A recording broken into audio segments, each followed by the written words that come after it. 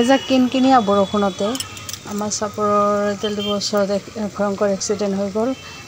ৰৈ থকা পিলপিলি গাড়ী এখনত বাৰু ভোট দিবলৈ অহা মানুহ কৰি অনা বাহনখনে বলেৰ' গাড়ীখনে নিয়ন্ত্ৰণ হেৰুৱাই পিলপিলিখনৰ ওপৰত লগাই দিয়ে আৰু মানুহখিনি গুৰুতৰভাৱে আহত হয় যদিও কোনেও নিহত হোৱা নাই।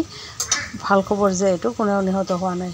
চাওক কেনেদৰে কিন্তু পিলপিলিখন ৰহি আছে, কিন্তু আমাৰ বলেৰ' গাড়ীখন বাগৰি পৰিছে।